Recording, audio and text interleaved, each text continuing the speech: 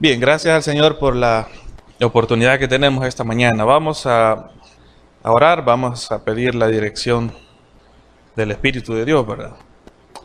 Amado Dios, te damos gracias porque eres bueno, gracias Señor por que eres nuestro Padre, porque nos amas sin condiciones, Señor, y lo mostraste por medio de tu Hijo. Gracias, Padre, por la oportunidad que tenemos de conocerte, Señor, por medio de la Biblia, conocerte por medio de la experiencia personal, Señor, siempre a la luz de las Escrituras. Gracias, Señor.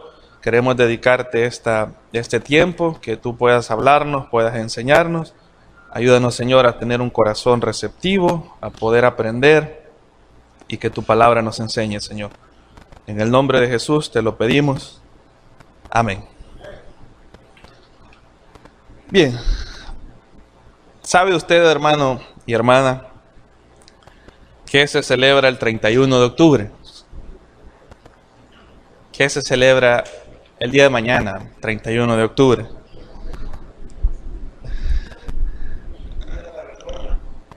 Algunos hermanos ya saben, ¿verdad? Pero otros por allá dicen el día de las nueras, dicen. Es para dejar descansar a las suegras, ¿verdad? Entonces vamos a decir que es el día de las nueras, ¿verdad? No es ni el día de las nueras, ni el día de las suegras, ni el día de las brujas, ¿verdad? Nada por el estilo. Los creyentes tenemos una fecha muy importante que es bueno que nosotros sepamos y valoremos lo que sucedió allá por el año 1517. Hace bastante tiempo, ¿verdad? Un 31 de octubre comenzó un movimiento, porque no es que ese día se haya realizado por completo la reforma protestante, pero a partir de esa fecha fue donde comenzó todo ese proceso de reformarse, de cambiar, de liberarse de un montón de ataduras, de tradiciones, de cosas que ni por cerca estaban en la voluntad y en la palabra del Señor. Pues vale la pena que nosotros como iglesia lo recordemos y vale la pena de que nosotros sepamos la historia, ¿verdad? Sabe que cuando uno ve atrás en la historia uno puede aprender de los errores, ¿no es cierto? O sea, cuando nosotros no aprendemos de los errores, no vemos al pasado y aprendemos de lo malo que hemos hecho, pues vamos a continuar haciéndolo. Es importante que usted y yo sepamos qué ocurrió o en qué consistió esto de la reforma protestante. Y vamos a partir de un pasaje clásico, de un pasaje que fue, digamos, el pasaje central. Y se encuentra en el libro de Romanos o en la carta a los Romanos. Búsquela ahí en su Biblia, Romanos capítulo 1.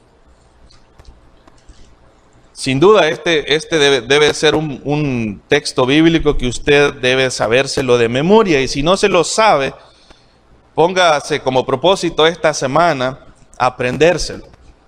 Deje un rato ahí de ver el Facebook, ¿verdad? Deje un rato de ver la novela que le gusta o el programa de televisión que le gusta y dedíquelo a aprender la palabra de Dios, porque Dios nos habla por medio de su palabra y su palabra trae libertad. Amén. Amén. Romanos capítulo 1. Vamos a leer versículos del 13 al 17 para tener un panorama, ¿verdad? Y agarrarle el sabor a lo que al tema que Pablo está tratando. Lo tiene. Vamos a leer juntos desde el versículo 13 hasta el versículo 17. Dice: pero no quiero, hermanos, que ignoréis que muchas veces me he propuesto ir a vosotros, pero hasta ahora he sido estorbado, para tener también entre vosotros algún fruto, como entre los demás gentiles, a griegos y a no griegos, a sabios y a no sabios. ¿Qué era Pablo? Soy deudor. Y no era que Pablo debiera algunas monedas o algo por el estilo. Ya vamos a ver qué es lo que Pablo le debe a los griegos y a los no griegos. Versículo 15. Así que en cuanto a mí, ¿qué dice él? Pronto estoy, ¿a qué? A anunciaros el evangelio también a vosotros que estáis en Roma. ¿De qué era deudor Pablo? Deudor del evangelio. Todos nosotros somos deudores del evangelio. Es una deuda que tenemos que ir pagando todos los días. compartiendo el evangelio. Pero dice el versículo 16 y el 17, dice, porque no me avergüenzo, ¿de qué? Del evangelio. ¿Por qué? Porque es poder de Dios para salvación. ¿A quiénes? A todo aquel que cree, al judío primeramente y también al griego. Y el versículo 17, ese es el principal, dice, porque en el evangelio, ¿qué sucede? La justicia de Dios se revela por fe y para fe, como está escrito allá en el libro de Habacuc, que dice, mas el justo por la fe vivirá. Esa frase, más el justo por la fe vivirá, fueron palabras que resonaron en la mente y en el corazón de un monje agustino llamado, ¿cómo se llamaba? Martín Lutero. Más el justo por la fe vivirá. Esas palabras, ¿sabe?, le permitieron a Martín Lutero entender la única manera en la cual el ser humano pecador, así como usted y como yo, podemos acercarnos a un Dios santo y perfecto. ¿De qué manera? Es por medio de la gracia, es por medio de la fe en la persona ¿de quién? De Jesucristo. Es por medio de la fe en la persona de Jesucristo. ¿Sabe que esas palabras transformaron la mente y el corazón de Martín Lutero? Cuenta la historia que él sentía pavor hacia Dios, ¿sabe? Él sentía miedo de Dios, sentía que Dios no lo aceptaba, que Dios, dicen que él llegó hasta pensar en un punto que Dios era demasiado cruel, demasiado exigente, que era imposible complacer y tener a Dios satisfecho con su propia vida. Estos monjes se caracterizaban porque practicaban el martirio. Ellos mismos se flagelaban, se golpeaban, se encerraban, pasaban muchos días ayunando, haciendo esto, repitiendo una serie de oraciones. Dicen que ellos tenían un ritual a veces de subir unas gradas y iban de rodillas hasta que se les desangrara. Iban repitiendo el Padre Nuestro y pidiéndole al Señor que tuviera misericordia. Y Martín Lutero hacía todo eso, pero sabe que algo pasaba en su corazón. Él no sentía paz con eso. No sentía que eso lo hiciera él acepto ante Dios. Hasta que un día, fíjese, y eso es el plan y la voluntad de Dios, ¿verdad? Y cómo Dios trabaja, y de la misma forma trabajó en la vida suya para que usted conociera al Señor Jesús. Hasta que un día lo pusieron a él a enseñar en la Universidad de Wittenberg, y lo pusieron a él a enseñar ni más ni menos que la epístola de los Romanos. Imagínense, ni más ni menos que la epístola de los Romanos. Y dentro del estudio que él había hecho, ¿verdad? Él tenía una preparación como abogado, había estudiado en los seminarios, tenía bastante conocimiento, y en lo que él llega a la epístola de los Romanos, y él había estado tratando de agradar a Dios por sus propios medios, por sacrificarse, porque la carne es mala, porque tengo que padecer y sufrir, porque soy pecador. Y eso es cierto, hermano, todo eso es cierto. El problema es la forma en la que él estaba tratando de acercarse a Dios, que era por medio de sus propios esfuerzos. Él estaba tratando de hacerlo de esa forma, pero no podía. Solamente encontraba frustración, encontraba que Dios era demasiado santo, y cada vez él se sentía peor porque decía, no puedo acercarme a Dios, aunque pase tantos días ayunando, sigo siendo pecador. Y no encontraba esa paz y esa libertad, esa tranquilidad y esa confianza de acercarse a un Dios que lo amara. Imagínense, no tenía él esa figura de un Dios de amor. Era un Dios al que había que sufrir para acercarse a él, que había que dar esto, había que hacer esto y lo otro, ¿verdad? Comprometerse a pasar un montón de horas meditando, castigándose y haciendo muchas cosas, pero nada podía darle a él la convicción de que Dios lo amara. Hasta que llegó a Romanos capítulo 1, versículo 17, y entendió que la vida cristiana, que el acercarse a Dios es por medio de ¿qué? Dice Romanos 1:17, porque en el Evangelio la justicia de Dios se revela por fe y para fe, y eso es cierto, ¿verdad?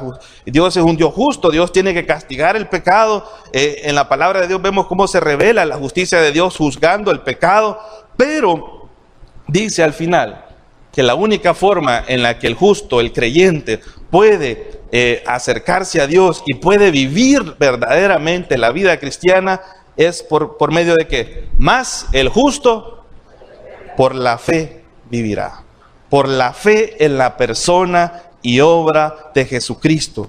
Cuando Martín Lutero entendió eso, es como que se le hubiera quitado un gran peso de encima. Él dijo, no son por mis obras, no es por mis esfuerzos, porque la mejor obra que usted haga, el mejor esfuerzo que usted ponga, no es suficiente para satisfacer al Dios santo y perfecto, ¿sabía? La única obra perfecta que satisfizo la justicia de Dios es la muerte de Jesucristo en el Calvario. ¿Y qué es lo que debe de hacer el creyente para descansar, para encontrar paz? Es confiar en ¿qué? En esa obra que Jesús hizo y acercarse a Dios por medio de la fe en Jesucristo. Ese fue, hermanos, el detonador que activó en Martín Lutero, le abrió los ojos y comenzó un movimiento que el objetivo, usted debe saber que el objetivo de la reforma, de hecho se llama reforma, no se llama división protestante, ¿verdad? El objetivo de la reforma, ¿sabe qué era? Era que se cambiara todo lo malo que se estaba haciendo, ¿verdad? Ya vamos a ver un poco de cómo era la situación religiosa en esa época. Era cambiar y dejar de hacer esas cosas que ni por cerca estaban en la Biblia, que Dios no quería, y volver otra vez al camino correcto. Esa era la intención de Martín Lutero. No era dividir, no era separar a la iglesia, no era hacerse famoso, ¿verdad? Que aparecer en los libros de historia, aunque él es un personaje famoso, no solo a nivel de nosotros como Iglesia de Cristo, ¿verdad? Sino que a nivel de la historia.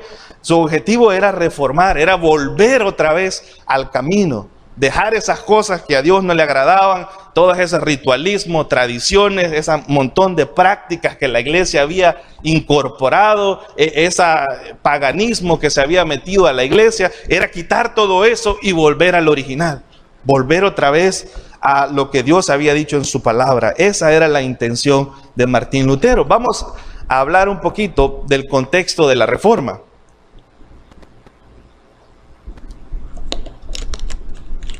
Para poder entender la reforma protestante, necesitamos nosotros conocer el contexto. Necesitamos nosotros conocer cuál era el ambiente, qué era lo que sucedía en ese preciso momento.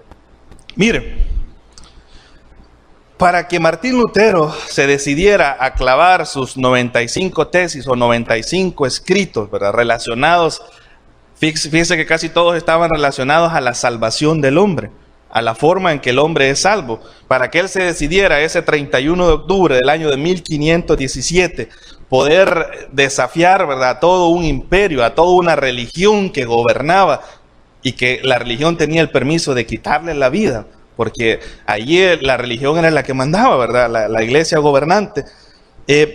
Habían ocurrido muchas cosas estaban pasando que llevaron a Martín Lutero a tomar esa decisión. Mire, en primer lugar, sabe que la máxima autoridad en asuntos de fe, de conducta y de vida no era la Biblia, era la Iglesia Católica por medio de su máximo representante y vicario de Cristo, como le llaman ellos sobre la tierra, el Papa, quien definía qué la Iglesia iba a creer, quien definía qué era lo que la Iglesia iba a practicar. No era la Biblia, ¿sabe?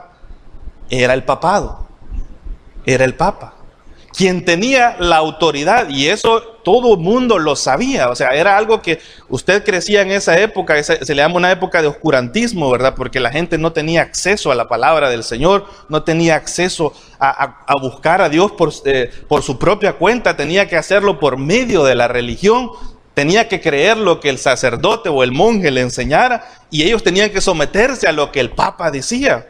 El Papa tenía la máxima autoridad, y sabe que llegaron a calificar al Papa, y no estoy seguro, pero creería que aún siguen manteniendo esa creencia, que el Papa es infalible en la interpretación de las Escrituras.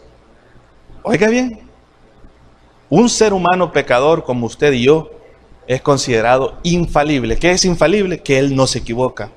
Y lo que él diga, y lo que él firme, y lo que él selle, a eso se le llamaban las bulas papales, ¿verdad? A unos edictos que el Papa firmaba y sellaba, y que se distribuían y decían esto es lo que el Papa dice. Eso era como que dijéramos Dios dice.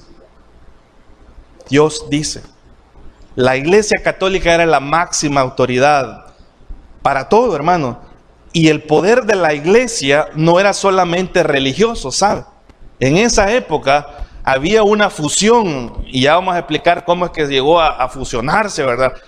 A tal punto que el Estado y la Iglesia eran casi una misma cosa. El Estado no podía actuar independiente, tenía que someterse a la Iglesia. Al final la máxima autoridad era la Iglesia.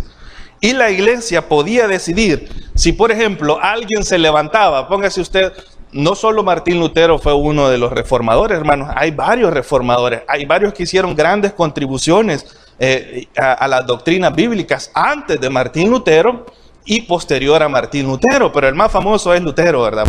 Por sus tesis y todo eso. Pero la Iglesia Católica, si alguien se levantaba y decía, no, eso la Biblia no dice así, o decía, no, eso no es bíblico, y trataba de confrontar, sabe que si la persona no se retractaba públicamente y no renunciaba a sus escritos, a lo que él estaba proponiendo, tenía la autoridad para torturarlo y matarlo. Y usted va a leer, ¿verdad?, de un montón de cosas que hizo la Iglesia Católica con los científicos, por ejemplo, ¿verdad? Con los que salían diciendo, no, la Tierra no es plana. Si usted dijera eso, no, que eso no era así. Era ir en contra de la Iglesia, y ir en contra de la Iglesia le costaba a las personas la muerte, el martirio, la tortura. La Iglesia Católica tenía ese poder. Pero ¿cómo llegó la Iglesia Católica a tener tanto poder? Esa es una pregunta. ¿Cómo es que la Iglesia, dónde se perdió la Iglesia después de la muerte de Jesucristo, y cómo llegó a convertirse en esa institución así toda deformada y con un montón de prácticas que no eran cristianas, no eran bíblicas? ¿Cómo es que la Iglesia llegó a convertirse en eso? ¿Sabe? Que eso sucedió allá por el año 315 después de Cristo. Según la historia, en el año 315 después de Cristo todavía gobernaban los emperadores romanos. ¿Recuerda usted en tiempos de Jesús quiénes gobernaban? Gobernaban los romanos, ¿verdad? Los judíos estaban sometidos a los romanos. La bota de hierro le llamaban, ¿verdad? Los romanos habían conquistado el mundo conocido, y eso se mantuvo. Después de que el Señor Jesús ascendió al cielo, los discípulos continuaron predicando, se establecieron iglesias, pero Roma comenzó a sentir que los cristianos ya no adoraban, ya no se sometían, ya no decían César es el Señor, ¿verdad? En el sentido de llamarlo el Todopoderoso, imagínense, sino que comenzaron ellos a decir, no, para nosotros César no es el Señor. ¿Quién era el Señor y quién es el Señor? Ellos dijeron, Jesús es el Señor. Y usted cuando lea en la Biblia, por ejemplo en Romanos 10, capítulo 10, que dice que si confesares con tu boca que Jesús, mire, decir Jesús es el Señor en esa época era poner en peligro su vida, porque usted tenía que decir César es el Señor. César es el soberano, y se les adoraba casi como dioses. Algunos de ellos eran tan locos, ¿verdad?, que se creían dioses. Pues cuando Roma comenzó a sentir eso, empezó a perseguir a los cristianos, y usted va a ver una gran persecución de Roma a los creyentes. Empiezan a atrapar a los líderes creyentes, algunos de ellos, a la mayoría que los atraparon, los martirizaron y los mataron, ¿verdad? Ellos fueron muertos por Roma. Los cristianos tuvieron que reunirse en secreto en las catacumbas, andaban huyendo, se inventaron un saludo secreto que dibujaban un pedazo de un pez con el pie. Si usted era cristiano, sabía que tenía que dibujar la otra parte, y esa era la clave para decir, somos de los mismos. Seguimos a Jesús. Mire, todo un montón de cosas secretas que los cristianos tuvieron que hacer porque Roma los perseguía. Pero la persecución en contra de la iglesia cesó, según la historia, allá por el año 315. En el año 315, aparece un emperador romano llamado Constantino. Ya ha escuchado usted hablar de Constantino, ¿verdad? Y dice, y esto es tradición, ¿verdad? Dicen que Constantino iba a una batalla o iba a una cosa y de repente tuvo una visión de una cruz y le dijo, en el nombre de la cruz vas a vencer, y fue y venció. Entonces dijo, me voy a hacer cristiano por esa visión. Y vino y se sometió a la iglesia y dijo, de aquí en adelante yo promulgo, ¿verdad? Y establezco que la iglesia oficial del Estado va a ser la iglesia cristiana. Y quizás muchos de nosotros, si hubiéramos estado en esa época, gloria a Dios, estamos llegando, tenemos el gobierno, ¿verdad? Y tenemos presencia y el evangelio va a avanzar y la gente se alegra por esas cosas, pero sabe que cuando la iglesia se involucra con la política, cuando se mezcla con esas cuestiones de tener poder para decidir, para hacer, para obligar, ¿verdad? Comienza a corromperse. Tenga cuidado, ¿verdad? Yo no estoy en contra. Si usted quiere, si alguien aquí quiere ser político alguna vez, está bien, séalo, pero usted tiene que tener sus bases cristianas bien firmes para poder meterse a esas cuestiones. ¿No es cierto? Porque es bien fácil que el poder lo corrompa a uno, ¿verdad? Si usted tiene el chance de robar, ¿verdad? Y poner más impuestos y sacar dinero por aquí, mire, usted lo va a hacer.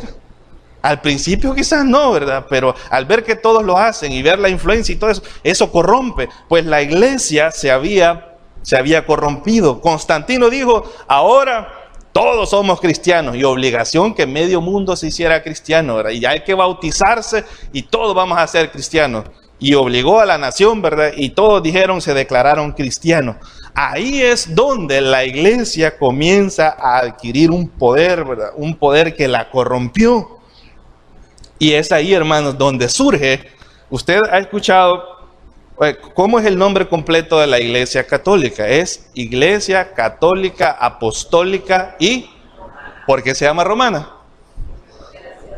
Porque nació en el imperio, en ese imperio romano, ese emperador, ¿verdad? Le dio el poder. Y digo, nos vamos a someter, y comenzaron ellos y se estableció la iglesia como gobernante. Le voy a mencionar algunos datos sobre la Iglesia Católica, Apostólica y Romana. ICAR, ¿verdad? Primero, ¿por qué se le llama Iglesia Católica? Sabe que el término católico está mal utilizado. Católico, hermanos, significa universal. Y la palabra católico, en el original, ¿verdad? En aquellos tiempos, hacía referencia a la iglesia invisible de Jesucristo sobre la tierra. ¿Quién es la iglesia invisible de Jesucristo sobre la tierra? Todos aquellos creyentes, los que hemos puesto nuestra confianza únicamente en Jesús para ser salvos, que tenemos entrada al cielo por medio de Jesucristo y que están distribuidos en los distintos lugares, que no se ve. La iglesia tiene dos manifestaciones. Una visible, que es la iglesia local, ¿verdad? Usted ve ahí a su hermano, a su hermana, hay algo gordito, delgadito, como sea. Esta es la iglesia visible, una iglesia local, ¿verdad? Pero existe una iglesia invisible, un cuerpo de Cristo, se le llama el cuerpo místico de Cristo, que no se ve. Es el cuerpo universal, ¿verdad? La iglesia compuesta por todos los creyentes. Eso era católico. La iglesia universal. Pero como la iglesia que llegó al poder comenzó a corromperse, se empezó a mal utilizar el término católico. Y usted va a ver que usted, cuando le hablan de católico, no piensa en evangélico, ¿verdad? No piensa en seguidores de Jesús, nacidos de nuevo, aunque pudiese ser que hubiera alguno por ahí dentro de ellos. Pero se empezó a relacionar la iglesia y el término católico con esa figura, con ese poder, con esa estructura religiosa, ¿verdad? Y aunque está mal utilizada, se le empezó a llamar Iglesia Católica Romana. De ahí viene, ¿verdad? La Iglesia Universal de Roma. Y una palabra más que usted también debe de saber. ¿Por qué se le llama Iglesia Católica? Es por lo de universal, ¿va? Mal utilizado, pero se apropiaron de ese nombre y así se le llamó Iglesia Católica. Pero ¿por qué se le llama Apostólica?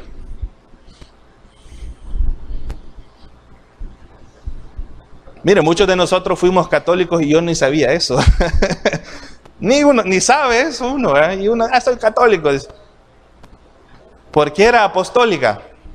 Porque como la Escritura ya no era la fuente de autoridad, la iglesia que se estableció, ¿verdad?, y que comenzó a gobernar y a hacer lo que quería con el gobierno, con la gente, a tener poder, a comenzar a recibir ingresos económicos, a construir basílicas, templos y cosas, y que se extendió, ¿verdad?, y que todos teníamos que ser de esa religión, de esa pertenecer, ¿verdad?, y ser parte de esa iglesia. La iglesia comenzó a enseñar algo que se le llama sucesión apostólica. Y vea el dibujito que está ahí. Ese dibujito nos ejemplifica así bien fácil. ¿Qué es la sucesión apostólica? Bueno, usted ha leído en su Biblia que el Señor Jesús, cuando estuvo aquí en la tierra, llamó a 12 para que estuvieran con Él, para enseñarles a los discípulos, que Él los comisionó y los envió. La palabra apóstol, ¿qué significa? Significa comisionado o enviado con una misión. Dios, el Señor Jesús, comisionó a 12, ¿no es cierto? De los 12, uno, el Señor ya sabía que lo iba a traicionar, ese no era verdadero creyente. No vamos a hablar ahora del tema de Judas, tal vez alguna vez vamos a explicar un poco sobre Judas, pero Él estableció a 12. Dice la tradición, porque aquí comenzó a gobernar la tradición, ya no la Biblia.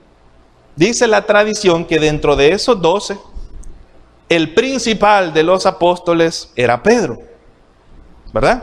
Por el hecho, y van a decir ellos, a quien Jesús le dijo que iba a establecer la iglesia sobre él, fue a Pedro, porque recuerden que le dijo el Señor Jesús a Pedro: tú eres Pedro, y sobre esta roca edificaré mi iglesia.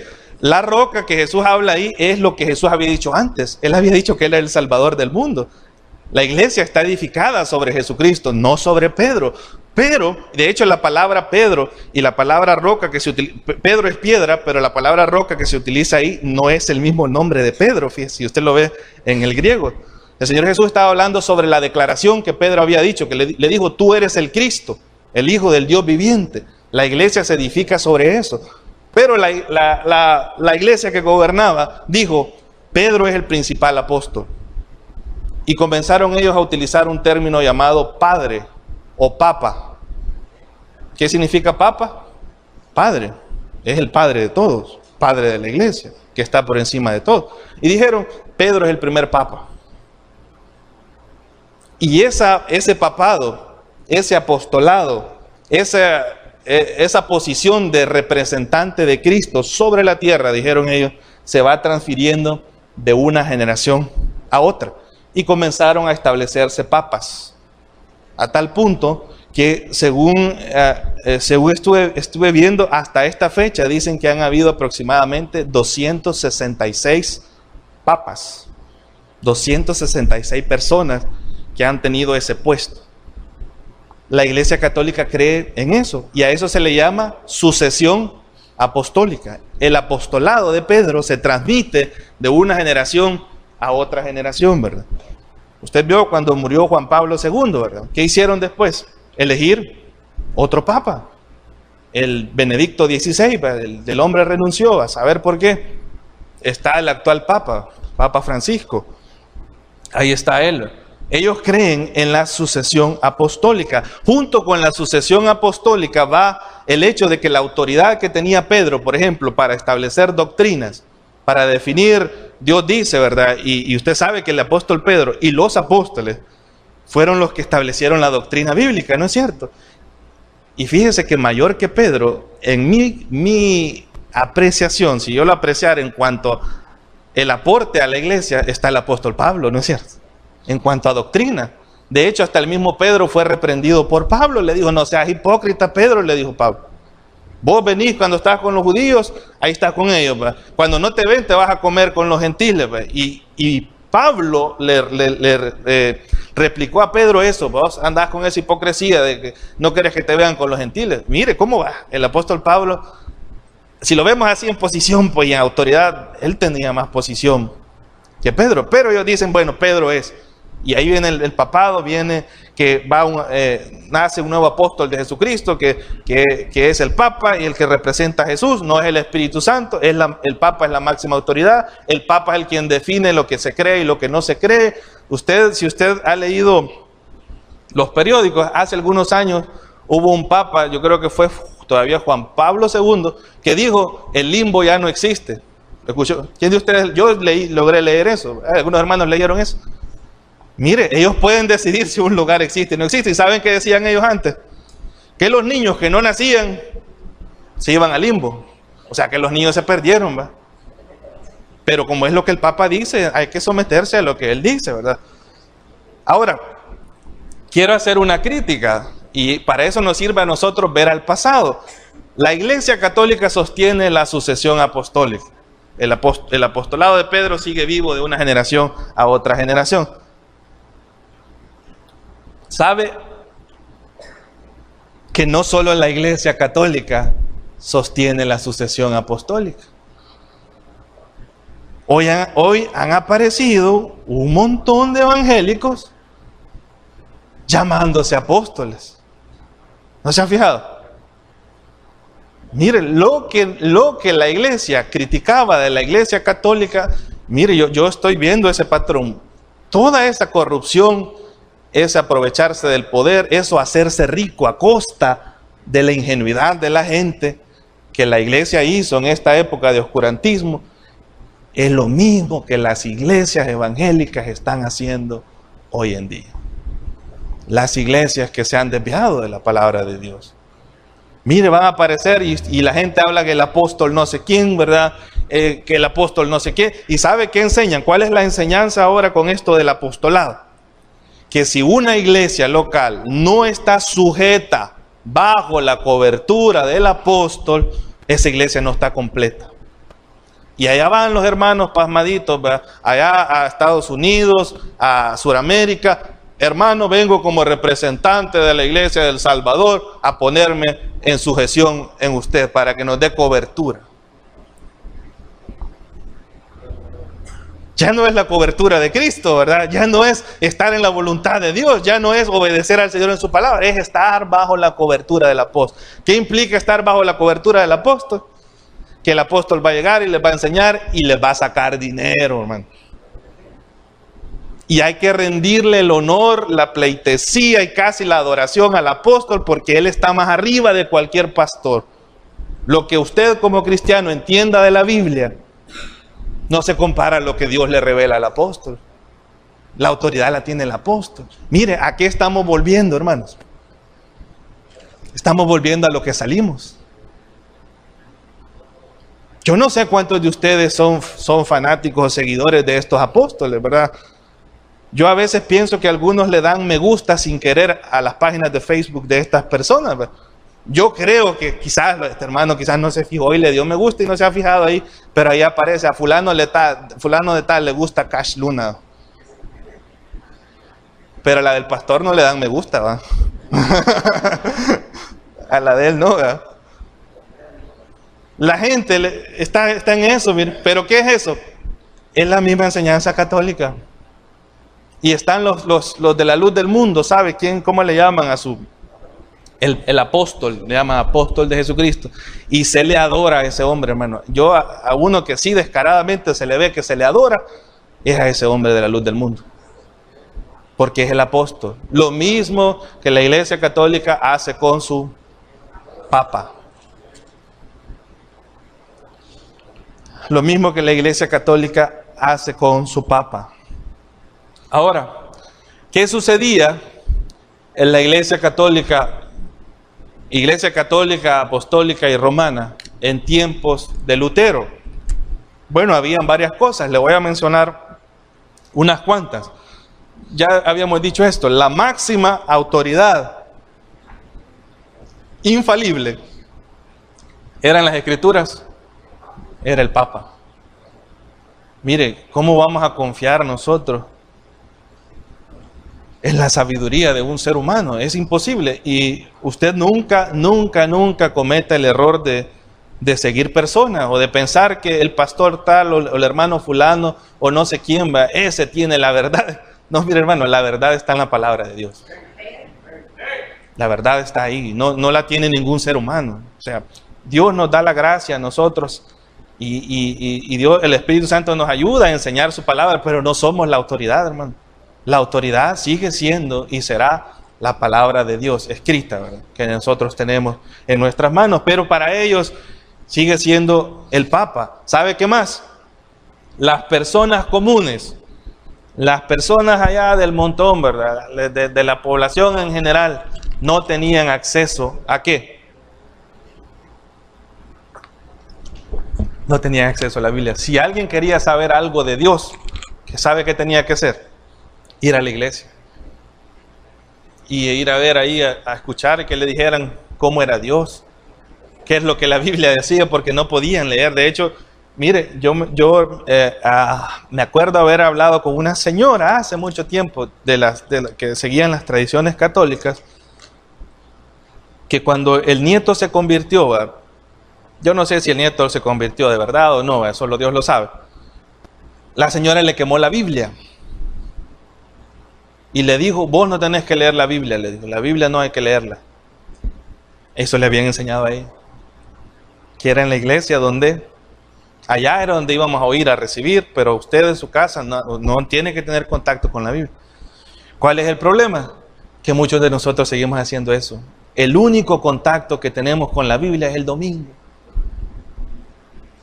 Guardadita la Biblia ya. Biblias caras, ¿verdad? Que es, mira, compré esta Biblia, $60, sí, pero para tenerla guardada ahí. Mira, tengo esto y lo otro, sí, pero lo lee. La andamos hasta en el celular, pero el único día que la sacamos es aquí. Cuando una iglesia no lee, cuando una iglesia no tiene contacto con la palabra del Señor, cuando una iglesia no valora lo que Dios le puede hablar a usted en lo personal, hermano, en su lectura diaria, en ese tiempo usted con Dios, cuando una iglesia no hace eso, es donde surgen los vividores, es donde surgen los que se van a aprovechar y van a decir, van a empezar a enseñar un montón de tonterías y la gente está alegre. Iglesias de miles de personas escuchando una barbaridad de herejía, ¿verdad? Que el que enseña ahí dice lo que quiere.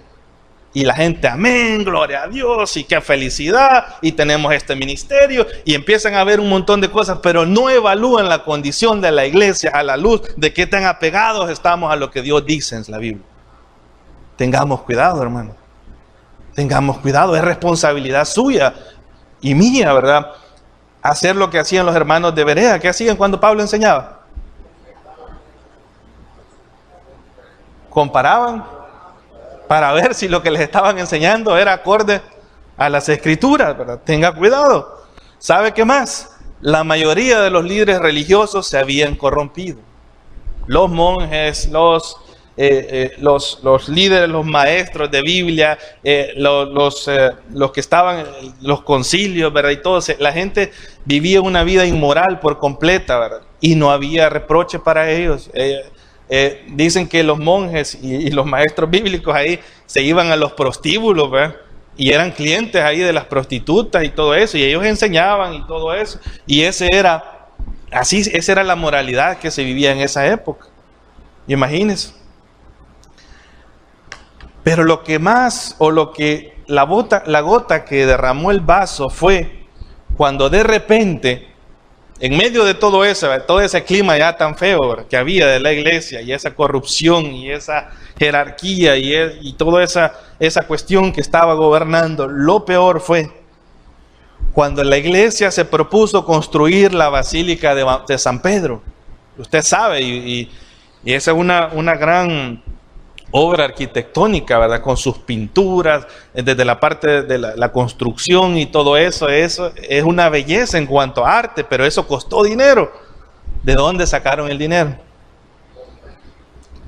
Comenzaron a vender unos papelitos firmados y sellados que venían de Roma y decía que si usted daba tantas monedas, usted podía sacar a alguien del purgatorio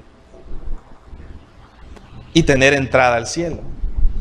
Mire, dígale eso a la gente y cualquiera lo hace. Mire, la gente va a empeñar, va a prestar, va a sacar de la tarjeta de crédito, ¿verdad?, y lo da, queriendo comprar el favor de Dios por medio de ¿qué? Del dinero. Eso eran las indulgencias. Dicen, hubo un señor ahí, ¿verdad?, que anduvo promoviendo esto, se llama Johann Tetzel. Este Johann Tetzel decía, oigan bien el refrán que decía él: Antes que la moneda suene en el fondo del trastecito donde andamos recolectando, un alma salta del purgatorio.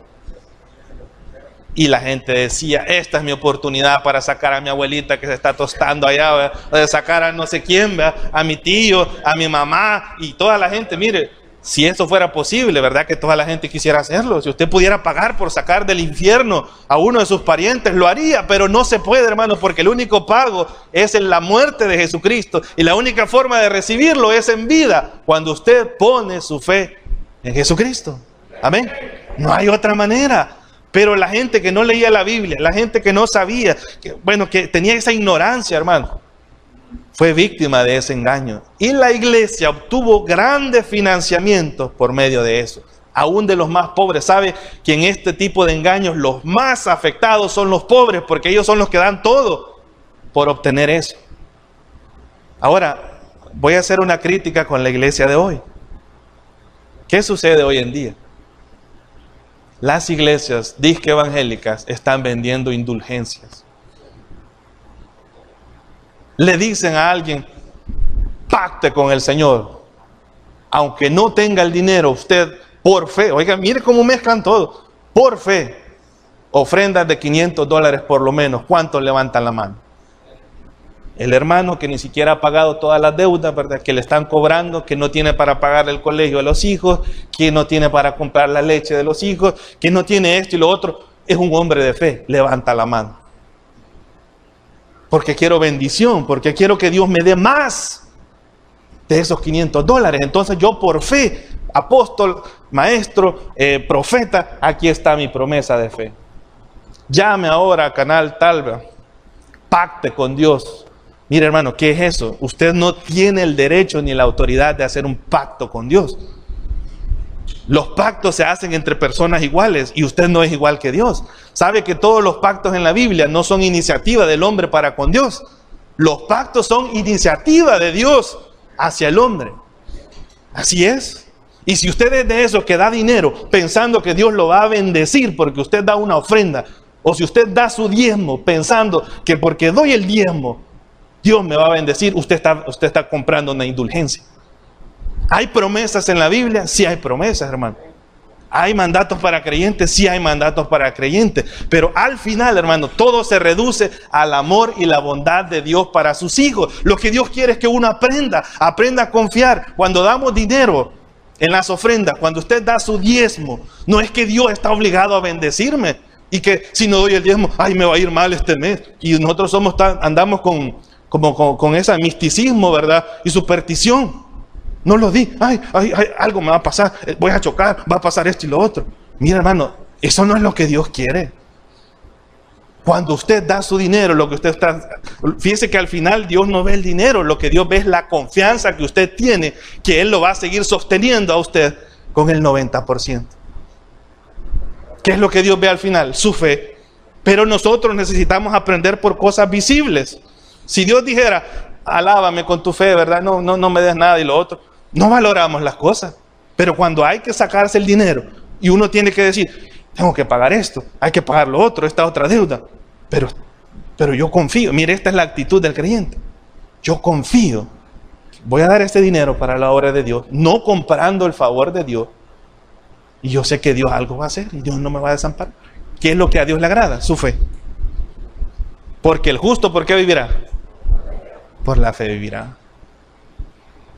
Mucha gente se congrega pensando que por congregarme voy a ganar el favor de Dios. Eso es estar comprando una indulgencia, hermano. ¿Por qué se congrega un creyente? ¿Por qué se congrega un creyente? Se congrega por gratitud, hermano, por amor a Dios.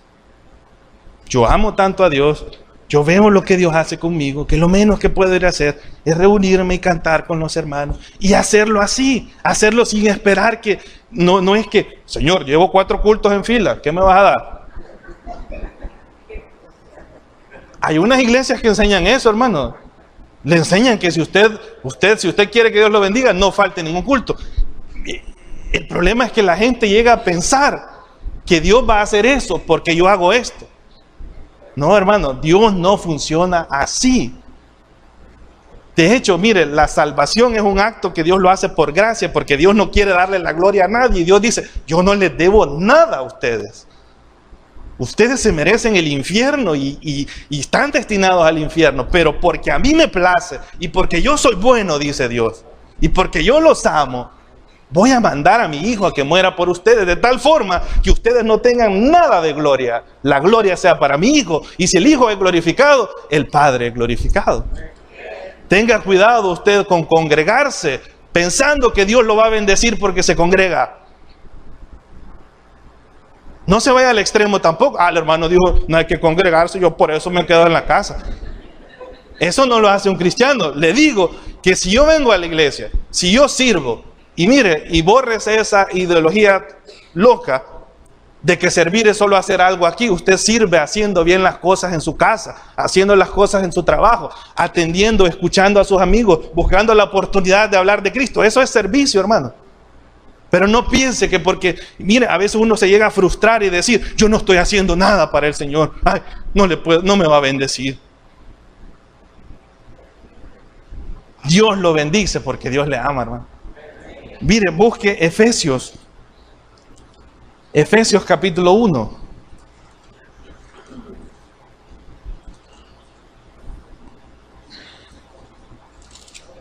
Efesios capítulo 1, versículos del 3 al 6. Carta escrita por el apóstol Pablo. ¿Qué dice? Efesios 1, del 3 al 6. Bendito sea el Dios y Padre de nuestro Señor Jesucristo. Ahora vea esa frase. ¿Qué hizo el Dios y Padre de nuestro Señor Jesucristo? Que mire, dice, nos bendecirá. No, está hablando ¿en dónde? En el pasado, en el acto de la cruz, en la muerte de Jesús en la cruz. ¿Qué hizo? Nos bendijo con ¿cuántas bendiciones? Con toda bendición espiritual en los lugares celestiales. ¿Y en la condición? ¿En quién? En Cristo, según nos escogió en Él antes de la fundación del mundo, para que fuésemos santos y sin mancha delante de Él. Eso es lo que uno debe de hacer. En base a lo que Él ha hecho, mi respuesta debe ser vivir ¿de qué forma? Vivir santo y sin mancha. No por obligación, no porque si no lo hago, Dios no va a hacer, va como que doy y me das. No, es que es el amor lo que mueve al creyente, es la gratitud. Versículo 5. En amor, ¿qué movió a Dios?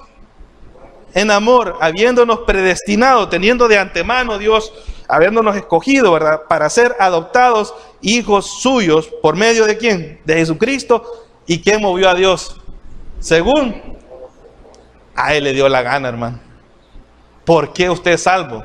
Porque a Dios le dio la gana. Porque Dios tuvo misericordia de usted. Amén. Dice versículo 6, y la razón de Dios hacer todo eso, ¿para qué es? Para alabanza de la gloria de su gracia. Nadie se merece nada delante de Dios. Nadie va a decir Dios, porque vos haces, porque vos sos esto, porque vos estás fiel en esto. No, mire, usted hágalo, pero no espere alabanza por eso. La gloria y la honra de todo lo que hacemos al final es para el Señor, dice, con la cual nos hizo aceptos en el amado, ¿verdad? A quien tenemos redención por su sangre, el perdón de pecados según las riquezas de su gracia. Si usted sirve, si usted se congrega, si usted da dinero, si usted hace esto y lo otro, no piense que Dios lo va a bendecir por eso. Dios lo va a bendecir porque Dios lo ama. Y usted va a servir porque usted ama a Dios. Usted va a dar dinero porque usted ama a Dios y confía en Dios. Usted va a hacer esto y va a hacer lo otro. No porque el pastor el día 31 de diciembre va a decir, vaya, párense los del ministerio tal, démosle un aplauso. A la hermana que no se perdió ningún culto, démosle un aplauso. Mire, no es por eso, hermano. Si su motivación al hacer algo por Dios es esperar que Dios le dé algo a cambio, usted está tratando de comprar una indulgencia. Vamos a servir a Dios porque le amamos, porque estamos agradecidos. Vamos a dar porque le amamos, porque ¿qué es lo que nosotros le demos para lo que Él ya dio? Vamos a hacer cualquier cosa motivados, no porque Dios está obligado a bendecirme, a hacer, aunque hay promesas, hermano. Pero como le digo, las promesas, y Dios deja dicho, hace esto y va a pasar esto. Lo que Dios quiere es que nosotros aprendamos de forma práctica y digamos, sí, cuando doy el dinero, yo estoy confiando que Dios me va a bendecir. No es que me va a bendecir, yo estoy confiando que Dios va a suplir, aunque tenga menos de lo que la lógica humana me dice que es suficiente para vivir. Entonces, es lo que Dios quiere. Tenga cuidado con pensar de esa manera. ¿Y cuáles fueron esas 5? Hubieron 5 postulados, ¿verdad? 5 afirmaciones. Se les llama las 5 solas de la Reforma, que trajo la Reforma protestante. No solo con Martín Lutero, hubieron muchos posteriormente que hicieron una gran contribución, ¿verdad? Pero ¿cuáles fueron esas? La primera era sola escritura. ¿Qué es eso? Solamente la escritura. ¿Qué afirma eso? Que la máxima autoridad para saber si algo es verdad, si hay que hacerlo o no hacerlo, si hay que creerlo o no creerlo, la máxima autoridad para decirle al ser humano cómo vivir, qué creer, no es el Papa, no es la tradición, no es cualquier ser humano, sino que es la inerrable y bendita palabra de Dios. ¿Cuál fue la segunda? Sola gratia. ¿Qué era? Salvación solamente por gracia. ¿Qué es la gracia? Mire, la gracia es el favor de Dios hacia aquel que no lo merece. El regalo de Dios para alguien que no puede comprarlo, que no puede hacer nada para recibirlo. Esa es la gracia. La salvación es solamente por gracia. Dios nos salvó para alabanza de su gracia. Nos salvó no por algo que nosotros hiciéramos. Nos salvó también. Yo he escuchado gente que dice, Dios salvó al apóstol Pablo porque Dios sabía lo que Pablo iba a hacer en el futuro. Pero no es una salvación basada en el potencial de la gente. ¿Sabe? Dios lo salvó porque a él le plació salvarlo. Lo que sucedió fue que Pablo fue lo suficientemente agradecido como para vivir su vida para Cristo. Eso es lo que el creyente debe hacer, ¿o no? Tercer cosa, sola fide, salvación solamente por fe, cero indulgencias, cero intercesión. La gente llegaba a través de los santos, ¿verdad? A través de la Virgen, ¿verdad? Que todavía no era ahí tan popular, pero ya más en la historia más cercana, ¿verdad? Comenzó esa de la mariolatría y todas esas cuestiones y buscar un intermediario. Yo llego por los santos, el santo por María, María por Cristo y Cristo por el Padre, ¿verdad? Y y antes de eso está el sacerdote, ¿verdad? Porque yo llego al sacerdote, el sacerdote a este me transfiere al otro, y este me deja en espera, ¿verdad? No, hermano, la relación es una relación directa, salvación por fe, pero no es la fe en cualquier cosa, es la fe en una persona y en un acto que hizo. Es la fe en la persona de Jesucristo. ¿Qué dice Efesios 2:8? Porque por gracia sois salvos por medio de la fe. ¿La fe en quién? En Cristo. Número 4, solus Christus, que es salvación solamente en Cristo. Dice la iglesia, la ICAR, la Iglesia Católica Apostólica Romana, que fuera de la iglesia no hay salvación. Pero hablando de la institución de ellos. Y así está establecido. Pues fuera de Cristo no hay salvación, hermano. Él es el autor de la salvación. Él es el fundador de la iglesia. Él es el firmamento de la iglesia. Él es el que sostiene la iglesia. Él es el que mantiene a su iglesia, la cabeza de la iglesia. Fuera de Cristo no hay salvación. Si usted anda buscando salvación en cualquier cosa, por muy buena intención que usted tenga, eso no es suficiente. Delante de Dios solamente podemos ser aceptados por medio de la sangre de Jesucristo. Y la número 5, soli Deo gloria. ¿Qué es eso? Solo a Dios la gloria. ¿Por qué Dios dice que la salvación es por gracia, es por fe, es por medio de Jesucristo? ¿Sabe por qué? Porque Dios no quiere compartir ni el mínimo de gloria con ningún ser humano. Al final, todo se reduce a que la gloria es ¿para quién? Para Él. Le pregunto, ¿son estas 5 verdades una realidad en su vida? ¿Confía usted solamente en la Escritura para saber qué es verdad? ¿Estudia usted la Escritura? ¿Ha recibido usted la gracia de Dios, verdad? Al poner su fe en Jesucristo, ¿verdad? Solamente es por gracia, por medio de la fe en la persona de Jesucristo, y está su vida dándole la gloria a Dios. Sea lo que sea que usted haga en la iglesia, que la gloria siempre sea para Dios. Si algo hacemos bien es porque Dios es grande y misericordioso. Si algo hacemos mal es gracias a Dios también. Al final, que el Señor sea glorificado. Amén. Vamos a orar.